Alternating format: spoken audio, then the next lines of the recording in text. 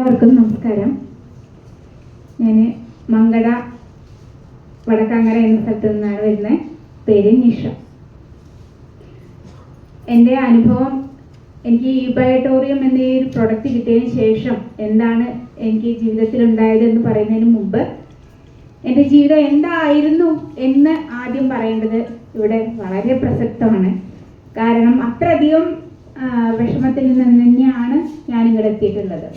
കാരണം കുട്ടിക്കാലം മുതൽക്ക് തന്നെ വയറുവേദനയായിരുന്നു, എപ്പോഴും വയറുവേദന. ശരിക്കും ഇങ്ങനെ ശ്വാസം നമ്മുടെ വയറ് ഒഴിഞ്ഞു വിട്ടുകൊണ്ട് ശ്വാസം കൊണ്ട് എടുക്കാനോ കഴിയാത്തൊരവസ്ഥയായിരുന്നു. ഇങ്ങനെ അമർത്തി പിടിച്ചുകൊണ്ട് ശ്വാസം വിടുക, ഉറക്കത്തിലെങ്കിലും അതങ്ങോട്ട് വിട്ടു പോയാൽ നമ്മൾ ആ ഉറക്കം ഉണരും എന്നൊക്കെയുള്ളൊരവസ്ഥയിലുള്ള വയറുവേദന ഞാൻ 18 വർഷത്തോളം ഞാൻ ആ വയറുവേദന കൊണ്ടുവന്നു. പിന്നീടാണ് അത് ഇവിടെ കോഴിക്കോട് മുതൽ പാലക്കാട് വരെയുള്ള ഒരുവിധം ഡോക്ടർമാരുടെ അടുത്ത് എൻ്റെ അച്ഛനും അമ്മയും എന്നെ കൊണ്ടുപോയി ചികിത്സിച്ചിട്ടുണ്ട്.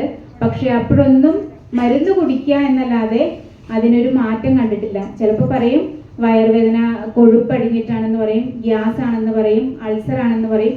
അങ്ങനെ എന്തൊക്കെ പറഞ്ഞു അതിനൊക്കെയുള്ള മരുന്നുകൾ ഞാൻ കുടിക്കുകയാണ് ചെയ്തിട്ടുള്ളത്. പിന്നെ തൽക്കാലം ഏത് ഗുളിക കുടിച്ചിട്ടാണ് നിന്നതെന്ന് എനിക്കറിയത്തില്ല. അതിനുശേഷം ഈ 18ാമത്തെ വയസ്സിൽ നിന്നതിന് ശേഷമാണ് പെട്ടെന്ന് തന്നെ ഷുഗറായിട്ട് മാറിയത്. ഷുഗർ അത് ഈ 18 വയസ്സായപ്പോൾ തന്നെ അത്യാവശ്യം തടിയൊക്കെ ഉണ്ടായിരുന്നു കേട്ടോ. ഷുഗർ വന്നപ്പോഴേക്കും ഇങ്ങനെ മെലിക്കാൻ തുടങ്ങി, ക്ഷീണം വന്നു തുടങ്ങി. അതായത് വയറുവേദന, ശരിക്കും ശ്വാസം കിട്ടാനുള്ള ഒരവസ്ഥ കിട്ടിയപ്പോൾ സന്തോഷമായിരുന്നു. പക്ഷേ ഷുഗർ വന്നപ്പോൾ അതിനേറെ വിഷമായി. കാരണം കൂടെ ഉള്ളവർക്കൊന്നും കഴിക്കാൻ പറ്റുന്ന ആഹാരം കഴിക്കാൻ പറ്റില്ല, അവരുടെ കൂടെ നടക്കാൻ പറ്റുന്നില്ല, എപ്പോഴും ക്ഷീണം, ഉറക്കം, അങ്ങനെയൊക്കെയുള്ളൊരവസ്ഥ വന്നപ്പോൾ അന്ന് മുതൽ ഇന്ന് വരെ ഇൻസുലിൻ വെക്കുകയായിരുന്നു. സാധാരണ ഇൻസുലിൻ ആയിരുന്നു ആദ്യമൊക്കെ വെച്ചിരുന്നത്. പിന്നെ കുറേ അതായത് വർഷങ്ങൾ കഴിഞ്ഞ് കല്യാണമൊക്കെ കഴിഞ്ഞതിന് ശേഷം ഈ ഇൻസുലിൻ്റെ പ്രശ്നം വേറെ ആയിട്ട് കൺവേർട്ട് ചെയ്തു. അതെങ്ങനെയെന്ന് വെച്ചാൽ ആദ്യമൊക്കെ നല്ല ഹൈ ആവും കുറേ ദിവസം, പിന്നെ ചിലപ്പോൾ ലോ ആവും. അതിങ്ങനെ ടെസ്റ്റ് ചെയ്യുമ്പോൾ നമുക്ക് അറിയായിരുന്നു ചെയ്തിരുന്നത്. പക്ഷേ രണ്ടാമത്തെ കുട്ടിയെ ഗർഭിണിയായിരിക്കുന്ന സമയത്താണ് ചിലപ്പോൾ ഷുഗർ നല്ല ഹൈ ആവും, ഉച്ചയാകുമ്പോഴത്തേക്കും പട്ട് ലോ ആവും, വീണ്ടും ഹൈ ആവും, വീണ്ടും ലോ ആവും. അങ്ങനത്തെ ഒരു അവസ്ഥ വന്നു. ഒരു പകല് 12 മണിയൊക്കെ ആകുമ്പോൾ ലോ ആയി കഴിഞ്ഞാൽ അടുത്തുള്ളവരാരെങ്കിലും ചിലപ്പോൾ മധുരം കൊണ്ട് തരണം. അതിനു മുമ്പ് എനിക്ക് തന്നെ പോയി എടുത്ത് കഴിക്കാൻ സാധിച്ചാൽ കുറച്ച് രക്ഷപ്പെടും, അങ്ങനത്തെ ഒരു അവസ്ഥ. പക്ഷേ ഇത് രാത്രിയിലും ഇതേ സംഭവം ഉണ്ടാവും. അതിന് വേണ്ടിയിട്ട് എൻ്റെ ഹസ്ബൻഡ് എന്ത് ചെയ്യുന്നറിയോ, ഒരു 12 മണിയൊക്കെ ആകുമ്പോൾ അലാറം വെച്ചിട്ട് കാത്തിരിക്കും. എന്നിട്ട് എനിക്ക് മധുരമൊക്കെ കലക്കി റെഡിയാക്കി വായിൽ ഒഴിച്ചു തരും. മൂക്കൊക്കെ പിടിച്ച് അതിൽ സ്പൂണൊക്കെ ഇട്ട്. അല്ലാതെ എനിക്ക് വാ തുറക്കാനൊന്നും പറ്റില്ലല്ലോ. അങ്ങനത്തെ ഒരു അവസ്ഥയിൽ അത് ശരിയായിട്ടില്ലാന്നുണ്ടെങ്കിൽ വീണ്ടും തരും. അങ്ങനെ അവർ കഷ്ടപ്പെട്ടിരുന്നു. ഇങ്ങനെയായിരുന്നു ഇതുവരെ നടന്നിരുന്നത്. പിന്നെ 2021 പണ്ടുണ്ടായിരുന്ന വയറുവേദന അതിനേക്കാൾ അധികമായിട്ട് എനിക്ക് വന്നു. അപ്പോൾ ആ സമയത്താണ് ഇവരൊക്കെ ശരിക്കും കാണുന്നത്. കുട്ടിക്കാലത്തെ കാര്യങ്ങളൊന്നും അവർക്കറിയില്ലല്ലോ. അപ്പം അന്ന് അൽഷിഫ ഹോസ്പിറ്റലിൽ കൊണ്ടുപോയി വലിയൊരു സ്കാനിങ്, 1 ലക്ഷം രൂപ മുടക്കി സ്കാനിങ് ചെയ്തു. അന്നേരത്താണ് മനസ്സിലായത് നമ്മുടെ പാൻക്രിയാസ് ഉണ്ടല്ലോ, നമ്മൾ കഴിക്കുന്ന ഭക്ഷണമൊക്കെ ദഹിപ്പിച്ച് തരുന്ന, അതായത് ഓരോ കൊഴുപ്പിനെയും ഓരോ പ്രോട്ടീനിനെയൊക്കെ നമ്മളെ വിഘടിപ്പിച്ച് മധുരത്തെയൊക്കെ, അതായത് ഷുഗറിനെയൊക്കെ വിഘടിപ്പിച്ച് നമ്മുടെ ശരീരത്തിലേക്ക് ആവശ്യമായ പോഷകങ്ങളാക്കി മാറ്റി അത് ബ്ലഡിലൂടെ നമ്മുടെ ശരീരത്തിൻ്റെ വിവിധ ഭാഗങ്ങളിലേക്ക് എത്തിക്കുമ്പോഴാണ് നമുക്ക് നല്ല ആരോഗ്യം ഉണ്ടാവുന്നത്. എന്ത് ചെയ്യാനുള്ളത്, ഇതിൻ്റെ അഭാവം, അതായത് എൻ്റെ ക്ഷീണത്തിൻ്റെ കാരണം ഇതാണ് എന്നന്നാണ് മനസ്സിലായത്. അപ്പോൾ ഇതിന് പറ്റിയ മരുന്ന്, ഈ ഒരു അവസ്ഥ എന്താണെന്ന് വെച്ചാൽ പാൻക്രിയാസിൽ നിറയെ കൊഴുപ്പടിഞ്ഞിട്ട് ഒരു ബിസ്ക്കറ്റിൻ്റെ കൂടിൻ്റെ എങ്ങനെയാണോ കൊഴുപ്പിരിക്കുന്നത് ശരിക്കും കാണിച്ചു തന്നു. സ്കാൻ ചെയ്ത റിപ്പോർട്ടുകളൊക്കെ നമ്മുടെ മുന്നിൽ ഇങ്ങനെ കാണിച്ചു തന്നു. അപ്പോൾ ഞാനും വിചാരിച്ചു ഇത് ശരിക്കും സ്വർണം തന്നെയാണോ എന്ന്. ഡോക്ടറെ അടുത്ത് ചോദിച്ചു, ഇതെന്താ സ്വർണം പോലെ തന്നെ സ്വർണം തന്നെയാണോ എന്ന് ചോദിച്ചു. അപ്പോൾ പറഞ്ഞു, നിങ്ങൾ അങ്ങനെ കൊണ്ടുവന്ന് വെച്ചതാണെന്ന് അറിയത്തില്ലല്ലോ എന്നൊരു രീതിയിലാണ് പറഞ്ഞത്. പക്ഷേ ഇത് എന്താ ചെയ്യേണ്ടതെന്ന് ചോദിച്ചപ്പോൾ പറഞ്ഞു, അത് ഓപ്പൺ സർജറി വേണം. അല്ലാതെ ഒരു തലപ്പത്തൊക്കെ ചെറിയൊരു കൊഴുപ്പാണ് അടിച്ചതെങ്കിൽ നമുക്ക് കീ ഹോൾ സർജറിയിലൂടെ മാറ്റാൻ പറ്റും. ഇത് അങ്ങനെ പറ്റില്ല, നമുക്ക് ഓപ്പൺ സർജറി വേണം. പക്ഷെ അത് ഇതിനെക്കുറിച്ച് വിശദമായിട്ട് പഠിക്കുകയും ചെയ്യാൻ പറ്റുന്നതുമായിട്ടുള്ള ഡോക്ടർ നമ്മുടെ കേരളത്തിലില്ല. അത് ലണ്ടനിലേ ഉള്ളൂ, ഇന്ത്യയിലും ഇല്ല, ലണ്ടനിലാണ് ഉള്ളത്. അപ്പോൾ അവിടുത്തെ ഡോക്ടറെ കൺസൾട്ട് ചെയ്തതിന് ശേഷം നമുക്കിത് ട്രീറ്റ്മെൻറ്റ് നടത്താൻ പറ്റുള്ളൂ. ചിലപ്പോൾ ഇങ്ങോട്ട് കൊണ്ടുവരാം, അതിൻ്റെ എക്യുപ്മെൻറ്റ്സ് ഒക്കെ ഇവിടേക്ക് നമ്മൾ ഇറക്കേണ്ടി വരും എന്ന് പറഞ്ഞു. അപ്പോൾ നല്ല ആദ്യത്തെ ചിലവുള്ളതാണ് 22 ലക്ഷം രൂപയെ വരുള്ളൂ എന്ന് പറഞ്ഞു ഓപ്പറേഷൻ ചെയ്യാൻ. അപ്പോൾ ശരിക്ക് ബിലോ ആവറേജ് എന്ന് പറഞ്ഞാൽ AAY എന്നൊക്കെ പറയുന്ന ആ കാറ്റഗറിയിലായിരുന്നു ഞങ്ങൾ. അപ്പോൾ ഇങ്ങനെയുള്ള ആൾക്ക് ഇങ്ങനത്തെ ഒരു അവസ്ഥ വന്നപ്പോൾ ശരിക്ക് ആകെ തളർന്നു പോയൊരവസ്ഥയാണ്. പക്ഷെ അതിനൊക്കെ എപ്പോഴും കൂടെ നിൽക്കാൻ ഹസ്ബൻഡ് ഉണ്ടായതുകൊണ്ട് കുഴപ്പമുണ്ടായില്ല. ഞങ്ങൾ വിചാരിച്ചു ഇതൊക്കെ മാറി കിട്ടും, എല്ലാം ശരിയാക്കാന്ന് പറഞ്ഞ് എന്നെ അറിയാതെ തന്നെ ഒരുപാട് ഡോക്ടർമാരെയും പിന്നെ ഹോസ്പിറ്റലുകളെയും ഒക്കെ വിളിച്ച് കൺസൾട്ട് ചെയ്ത് നോക്കിയപ്പോൾ അവരൊരു ഓപ്ഷൻ പറഞ്ഞത് അമൃത ഇൻസ്റ്റിറ്റ്യൂട്ടിലേക്ക് പോകാനും അവിടെയുള്ള ഒരു ഡോക്ടറെ കാണിക്കാനുമാണ് പറഞ്ഞത്. അവിടെ ചെന്ന് വീണ്ടും ഇതേപോലെയുള്ള എക്സ്റേ സ്കാൻ ചെയ്തു. അപ്പോഴും അവർ പറഞ്ഞത് നമുക്ക് ഓപ്പറേഷൻ തന്നെ വഴിയുള്ളൂ, മറ്റൊരു വഴിയില്ല. എന്തോ ഒരു ഭാഗ്യത്തിന് വീണ്ടും ഒരു എൻഡോസ്കോപ്പി എടുക്കേണ്ട അവസരം വന്നു എനിക്ക്. അതായത് ആമാശയം വീർത്തിരിക്കുന്ന ഒരു അവസ്ഥയുണ്ട്, അതെന്താണെന്നും കൂടി നോക്കാം എന്ന് പറഞ്ഞു. പക്ഷേ പിറ്റത്തെ ആഴ്ച എൻഡോസ്കോപ്പി എടുക്കാൻ പോയപ്പോഴാണ് എനിക്ക് സഡേഷൻ തന്നപ്പോൾ, അരമണിക്കൂറിലുള്ള സഡേഷൻ തന്നപ്പോൾ ഒരു 6 മണിക്കൂർ കഴിഞ്ഞിട്ടാണ് എനിക്ക് ബോധം വന്നത്.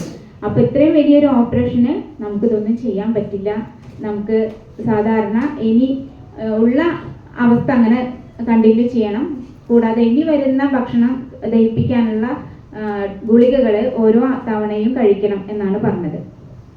അപ്പോൾ ഈ ഗുളികകളും പിന്നെ ഇൻസുലിൻ്റെ അളവ് ഇങ്ങനെ കൂടും കുറയും ചെയ്യുകയാണ് ചെയ്തത്. അന്നേരം അവിടെ എൻഡോക്രൈനോളജി ഈ വിഭാഗത്തിലുള്ള ഡോക്ടേഴ്സിനെയും മറ്റുള്ള ഡോക്ടേഴ്സിനെയൊക്കെ കൺസൾട്ട് ചെയ്തപ്പോഴാണ് മനസ്സിലായത് ഇത് പാൻക്രിയാറ്റിക് ഷുഗർ എന്ന വിഭാഗത്തിലേക്ക് മാറിയിട്ടുണ്ട്. സാധാ ഷുഗർ അങ്ങനെ കണ്ടിന്യൂസ് ചെയ്ത് പാൻക്രിയാസ് അത്രയും ഡെഡ് ആയത് കാരണം പാൻക്രിയാറ്റിക് ഷുഗർ എന്ന പേരിലേക്കാണ് ഇത് മാറിയിട്ടുള്ളത്. അതുകൊണ്ട് തന്നെ സാധാരണ ഇൻസുലിൻ പറ്റില്ല, അതിന് വേറെ വില കൂടിയ 2 ടൈപ്പ് ഇൻസുലിനാണ് ഇപ്പം ഞാൻ സാധാരണ യൂസ് ചെയ്യുന്നത്. 4 തവണ യൂസ് ചെയ്യണം. അപ്പോൾ ഇതെല്ലാം കൂടി ഒരു 22,000 രൂപ ഒരു മാസം എനിക്ക് മരുന്നിന് വേണം ഇപ്പോഴത്തെ സ്ഥിതിയിൽ. ഇങ്ങനെയുള്ള അവസ്ഥയിലാണ് വീട്ടിൽ ഒരുപാട് പ്രശ്നങ്ങളുണ്ട്. വീട്ടിലത്തെ പ്രശ്നങ്ങൾ ഞാൻ പറയുന്നില്ല, പക്ഷെ എൻ്റെ ശരീരം ഈ എന്താ പറയുക, ഞരമ്പിലൂടെ പോകുന്ന രക്തം നമുക്ക് എല്ലാ ഭാഗത്തേക്കും എത്താത്തൊരവസ്ഥ വരുമ്പോഴാണ് നമ്മുടെ ഓരോ ഭാഗം ഇങ്ങനെ തരിച്ച് വരുന്നത് എന്ന് എനിക്കറിയാം. പക്ഷെ കിടക്കുകയാണെങ്കിൽ ഒരു ഭാഗം കിടക്കുകയാണെങ്കിൽ ഒന്ന് മാറി കിടക്കണം എന്നെ ഏട്ടനെ വിളിച്ചിട്ട് അവർ എന്നെ മാറ്റി ഇങ്ങനെ ചരിച്ച് കിടത്താം, അല്ലെങ്കിൽ ആ കൈയൊന്ന് പിടിച്ചിങ്ങനെ റബ്ബ് ചെയ്ത് തരാം. ഇതൊക്കെ രാത്രിയുള്ള അവസരങ്ങളായിരുന്നു. പക്ഷെ അതേപോലെ ഈ വലത് കൈയിൻ്റെ ഈ വിരല്, തള്ളവിരല് എനിക്കൊന്നും പിടിക്കാൻ ഇപ്പം എനിക്ക് ഇങ്ങനെ പിടിക്കാൻ പറ്റുന്നുണ്ട്. ആദ്യം തന്നെ ഇങ്ങനെ ഈ ഒരു ഭാഗം തൊടാനേ പറ്റില്ല, അത്രയധികം വേദനയായിരുന്നു. അങ്ങനെയുള്ള സമയത്ത് വീണ്ടും ഐഷിപ്പയിൽ ചെന്നപ്പോൾ പറഞ്ഞു ഇത് ഒരു ഓപ്പറേഷൻ ചെയ്താലേ മാറുള്ളൂ, അതിന് 10,000 രൂപ മുതൽ 40,000 രൂപയുടെ ഉള്ളിൽ വരും, അത് ചെയ്യണം എന്ന് പറഞ്ഞു. അപ്പം പറഞ്ഞു ഇത് ചെയ്താൽ ഇതോടുകൂടി നിൽക്കുമോ ചോദിച്ചു. അപ്പോൾ അതൊരിക്കലും നിൽക്കില്ല, ഈ 2 കൈയിനും വരാനുള്ള ചാൻസ് ഉണ്ട്. പാൻക്രിയാറ്റിക് ഷുഗറിന് ഒരുപാട് കോംപ്ലിക്കേഷൻസ് വരാൻ സാധ്യതയുണ്ട്, അത് 1 മാത്രമാണ് ഇത് പറഞ്ഞു. അപ്പോൾ ഇത് ചെയ്യേണ്ട, വേറെ നിങ്ങൾക്ക് ഏതെങ്കിലും ഓപ്ഷൻ ഉണ്ടെങ്കിൽ അത് സ്വീകരിച്ചാലും കുഴപ്പമില്ല എന്നാണ് പറഞ്ഞത്. അങ്ങനെ ഞങ്ങൾ ഹോമിയോപ്പതി നോക്കി ഒരു 6 മാസത്തോളം മരുന്ന് കുടിച്ചു. പക്ഷെ ഒരു വ്യത്യാസം കണ്ടില്ല എന്ന് മാത്രമല്ല, ഇതൊന്നും പിടിക്കാൻ പറ്റാത്തൊരവസ്ഥ തന്നെ ആയി. പിന്നെയാണ് എൻ്റെ അച്ഛൻ ഒരു നമ്മുടെ വൈദ്യരുടെ അടുത്ത്, മജീദ് വൈദ്യരുടെ അടുത്ത് പോയപ്പോൾ അച്ഛനൊരു ചെറിയൊരു തെറാപ്പിയൊക്കെ കിട്ടിയപ്പോൾ അച്ഛന് പെട്ടെന്ന് തന്നെ സുഖം കിട്ടി. അപ്പോൾ എൻ്റെ അടുത്ത് പറഞ്ഞു, അവരുടെ അടുത്ത് പറഞ്ഞു മോളുടെ കൈയൊന്ന് എങ്ങനെ കൊണ്ടുവന്നാൽ എങ്ങനെ ഉണ്ടെന്ന് ചോദിച്ച് സാറടുത്ത് കൊണ്ടുപോയി. അപ്പോഴത്തേക്ക് എൻ്റെ ഈ വിരലിന് ഇങ്ങനെ ഈ ലെഫ്റ്റ് ഹാൻഡിലും അതുപോലെയുള്ള അവസ്ഥ വന്ന് തുടങ്ങിയിട്ടുണ്ടായിരുന്നു, ആദ്യത്തെ അവസ്ഥ. അപ്പോൾ സാറ് പോയപ്പോൾ ഈ ലെഫ്റ്റ് ഹാൻഡിൽ മാത്രം തെറാപ്പി ചെയ്തു, റൈറ്റ് ഹാൻഡിൽ ഈ നമ്മുടെ റിസ്റ്റ് ബാൻഡ് ഒന്ന് കെട്ടിത്തരുകയും ചെയ്തു. അത് കഴിഞ്ഞ് 20 മിനിറ്റ് കഴിഞ്ഞ് ഈ കൈയിൻ്റെ പരിപാടികളൊക്കെ കഴിഞ്ഞതിന് ശേഷം അപ്പോൾ എനിക്ക് ഭയങ്കര ടെൻഷൻ. ഞാൻ ഈ കൈയിന് വേണ്ടിയിട്ടല്ലേ വന്നിട്ട് ഇതൊന്ന് തൊട്ട് നോക്കുക പോലും ചെയ്യാതെ ഇത് മാത്രമേ ഉള്ളൂ ചെയ്തത് എന്നുള്ള രീതിയിൽ ഞാൻ ചോദിച്ചു, ഇത് ചെയ്യുന്നില്ലേ? അപ്പം അത് ഉണ്ടല്ലോ കയ്യിലല്ലേ എന്ന് പറഞ്ഞാൽ അത് ഊരിയിട്ട് പറഞ്ഞു ജസ്റ്റ് ഇങ്ങനെ ഒന്ന് കൈ കാണിക്കാൻ പറഞ്ഞു. ഞാൻ കാണിച്ചപ്പോൾ എനിക്ക് ഭയങ്കര സന്തോഷം, ഇങ്ങനെ പിടിക്കാൻ കഴിയുന്നു, ഫോൺ ആ കൈ കൊണ്ട് പിടിക്കാൻ കഴിയുന്നു. അത് 20 മിനിറ്റ് കൊണ്ട് കിട്ടിയപ്പോൾ ഞാൻ ശരിക്കും ഇത് എന്തൊരു മാജിക്കാണ് എന്നറിയാൻ എനിക്ക് വലിയൊരു സന്തോഷം തോന്നി. അപ്പോൾ അന്ന് വൈകുന്നേരം രാത്രിയിൽ രാത്രി കിടക്കുമ്പോഴൊക്കെ ഒന്ന് തട്ടിയാൽ തന്നെ ഉണരും, അത്ര വേദനയുണ്ട്. അപ്പോൾ അന്ന് രാത്രി സുഖമായിട്ട് കിടന്നു. രാവിലെ എണീറ്റപ്പോൾ ഞാൻ ഏട്ടനടുത്ത് പറഞ്ഞു ഇങ്ങനെ സംഭവം കയ്യിൽ കെട്ടി തന്നിട്ട് ഇത്രത്തോളം മാറ്റമുണ്ട്, നമുക്ക് അതിനൊന്ന് പരീക്ഷിച്ച് നോക്കിയാലോ പറഞ്ഞു. എത്ര രൂപ ഉണ്ടെന്ന് ചോദിച്ചപ്പോൾ അതിന് ഒരുപാട് പൈസ വരും എന്നാണ് പറഞ്ഞത്, നമുക്ക് ഒന്ന് ടെസ്റ്റ് ചെയ്യാന്ന് പറഞ്ഞു. അടുത്ത ആഴ്ച പോന്നപ്പോൾ ഏട്ടനും പോന്നു. ഇതിനെക്കുറിച്ച് കൂടുതൽ ചോദിച്ചറിഞ്ഞപ്പോൾ അപ്പോൾ ഇതിൻ്റെ ഈ ഒരു പ്രൊഡക്റ്റ് മാത്രമല്ല, അതിൻ്റെ മൊത്തം പ്രൊഡക്റ്റ് യൂസ് ചെയ്താൽ ഈ കുട്ടിക്ക് ഒരുപാട് മാറ്റം കിട്ടുമെന്ന് സാറെന്ന് പറഞ്ഞു. അപ്പോൾ പിന്നെ നോക്കിയില്ല, ഒരുപാട് 8 ലക്ഷത്തിലധികം കടമായിട്ടുള്ള ഞങ്ങൾ എന്ത് ചെയ്തു പറയും, കുറച്ചും കൂടി ക്യാഷ് കടമെടുത്തു ഒരു പ്രൊഡക്റ്റ് വാങ്ങി യൂസ് ചെയ്ത് അന്ന് അത് വാങ്ങിച്ച് യൂസ് ചെയ്യുന്നത് 2024 ഡിസംബർ 27-നാണ് വീട്ടിൽ കിട്ടിയത്. 27-ാം തീയതി രാത്രി ഞാനതിൽ കിടന്ന് രാവിലെ നീറ്റപ്പോൾ തന്നെ എനിക്ക് ഭയങ്കര സന്തോഷം.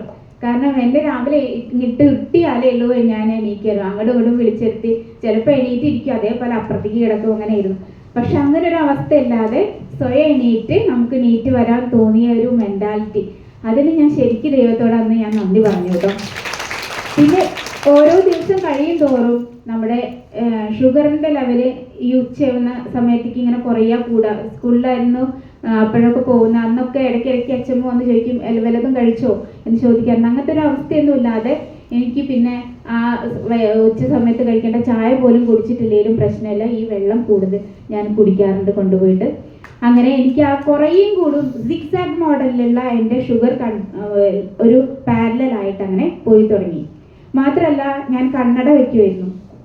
കണ്ണടയുടെ പ്രശ്നം എന്ന് വെച്ചാൽ പോയി ടെസ്റ്റ് ചെയ്തിട്ട് ചില സമയത്ത് നമുക്ക് ദൂര വിഷനും പ്രശ്നമുണ്ട്, അടുത്തുള്ള വിഷനും പ്രശ്നമുണ്ട്. അപ്പോൾ 2 ടൈപ്പ് ലെൻസും കൂടി ഒരുമിച്ചുള്ള ഒരു കണ്ണടയാണ് യൂസ് ചെയ്യുന്നത്. പക്ഷെ ഇതെങ്ങനെ വെച്ചാലും ശരി, ദൂരേക്കും കണ്ണ് കാണില്ല, അടുത്തേക്കും കണ്ണ് കാണില്ല. ചില സമയത്ത് ഒരു വസ്തു തന്നെ 2ആയിട്ട് കാണാം. ഇങ്ങനെയുള്ള പ്രശ്നങ്ങളൊക്കെ കണ്ടായിരുന്നു.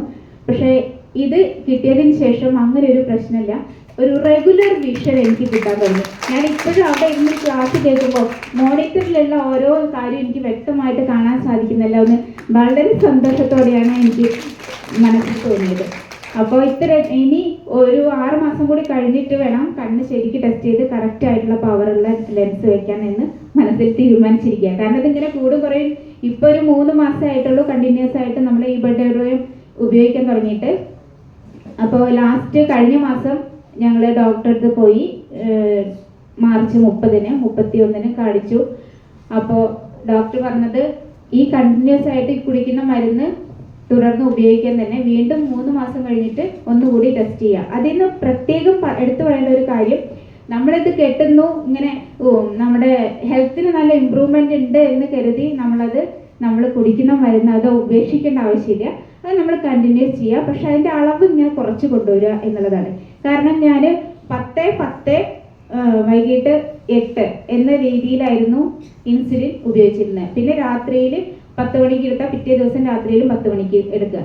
അത് 12 ആയിരുന്നു വെച്ചിരുന്നത്.